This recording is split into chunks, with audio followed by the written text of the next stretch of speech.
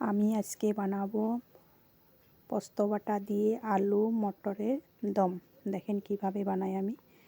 আগে কড়াইয়ের মধ্যে আমি সাদা তেল দিয়ে দিলাম। আগের থেকেই আমি আলু বয়েল করে রেখেছিলাম। যেগুলো বড় বড় আলু ছিল এগুলো আমি কেটে নিয়েছি, যেগুলো ছোটো ছোটো আলু এগুলো এইরকমইভাবে রেখেছি গোটা। এখন আমার তেলটা গরম হয়ে গেছে, একটা আলু দিয়ে আমি দেখবো তেলটা গরম হয়েছে কি নাই। আমার তেলটা গরম হয়ে গেছে, এখন দিয়ে দিব আলুগুলো দিয়ে আমি হলুদের গুঁড়া আর অল্প লবণ দিয়ে আবার ভালো করে নেড়ে ছেড়ে দিব, যাতে নিচে লেগে না যায়। যে অবধি সোনালি কালার না আসে অবধি আমি ভাজতেই থাকবো আলুগুলো। দেখেন এখন আমার আলুগুলো ভাজা হয়ে গেছে। এখন আলুগুলো আমি নামিয়ে নিব। আমি এই আলুর দম বানাতে সব মশলাগুলোর আমি শিলপাটায় বেটে নিয়েছি আগের থেকে। এখন এইটার ওর মধ্যে অল্প তেল দিয়ে একটা তেজপাতা দিয়ে দিব ফোড়নের জন্য। তেজপাতাটা দিয়ে নেড়ে ছেড়ে দিলাম, তারপরে দিয়ে দিলাম গোটা জিরা, দিয়ে অল্প আবার নেড়ে ছেড়ে দিব। এখন দিব মশলাগুলো, আদা বাটা, কাঁচা লঙ্কা বাটা, যে যেরকম লঙ্কা খায় সে সেই রকম দিবেন, দিয়ে অল্প নেড়ে ছেড়ে দেবো। এখন দিব হলুদের গুঁড়া, কাশ্মীরি লাল মির্চ, স্বাদ অনুযায়ী লবণ, দিয়ে আবার ভালো করে নেড়ে ছেড়ে নিব। মশলাটা যাতে নিচের থেকে পুড়ে না যায় তার জন্য বারবার নাড়াচাড়া দিতে হবে। এখন দিয়ে দেবো আমি টমেটোর বাটা দিয়ে আমি ভালো করে নেড়ে ছেড়ে নিব। যে অবধি মশলা থেকে তেল বার না হয় তত অবধি আমি মশলাটা ভালোভাবে কষাবো। দেখেন মশলা থেকে তেল ছেড়ে যে, তবুও আমি বারবার নাড়াচাড়া দিয়ে ভালো করে আবার কষিয়ে নিব। মশলাটা কষাতে প্রায় 4 থেকে 5 মিনিট লেগেছে আমার।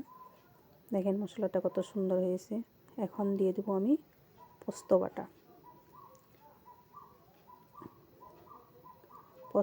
পোস্ত বাটাটা দিয়েও আবার ভালো করে আবার এইরকম করে মশলাটা আবার কষাতে হবে। যত অবধি মশলা থেকে তেল বার না হয় তত অবধি মশলাটা কষিয়েই থাকবো আমি। এখানে এইভাবে ভালো করে নাড়াচাড়া দিতে, নাহলে নিচের থেকে লেগে যাবে। এখন স্বাদ অনুযায়ী আমি অল্প চিনি দিয়ে দিলাম, যে যেরকম খায়, আর কেটে রাখা ধনিয়া পাতা দিয়ে দিলাম। দেখেন মশলার থেকে তেল বার হয়ে গেছে, আবার ভালো করে নেড়ে ছেড়ে দিলাম। এখন দিয়ে দিব 1 বাটি মটর, দিয়ে আবার নেড়ে ছেড়ে নিব মশলা। এখন দিয়ে দেবো ভেজে রাখা আলুগুলো, দিয়ে আবার ভালো করে কষিয়ে নিব আলুগুলো। আমি বেশি আলুগুলো কষাবো না, কেননা আগের থেকে বয়েল করা ছিল আলুগুলো, এর জন্য অল্পই কষাবো। দেখেন নিচে থেকে যাতে লেগে না যায় ওইটাও লক্ষ্য রাখতে হবে। দেখেন আমার সবজিটা কষানো হয়ে গেছে। এখন দিয়ে দেব, যে যেরকম জল দিবে ঝোল খাবে ওই হিসাবে জলটা দিয়ে দিবেন। আমি এটা শুকনো শুকনো বানাবো, তার জন্য অল্পই 1 বাটির মতন আমি জল দিয়ে দিলাম। এখন ভালো করে বয়েল হতে দিব। দেখেন আমি বয়েল হতে দিয়েছিলাম প্রায় 3 থেকে 4 মিনিট। আমার সবজিটা প্রায় হয়েই আইছে।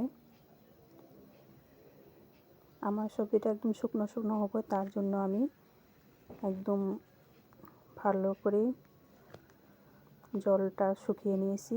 আর এখানে দিয়ে দিলাম এখন দিলাম গরম মশলা দিয়েও আবার নেড়ে ছেড়ে নেব। এখন দিব কসুরি মেথিটা হাতে অল্প চাপা দিয়ে এরকম করে দিলে খেতে ভালো লাগে, বা সেন্টটাও বেশি আসে। দেখেন আমার রান্নাটা হয়ে গেছে, আপনাদেরকে পরিবেশন করে দেখাচ্ছি। দেখুন দেখতে কত সুন্দর হয়েছে, খেতেও এইটা রুটি বা পরোটার সাথে খেতে খুব ভালো লাগে। সকালে ব্রেকফাস্টে খান।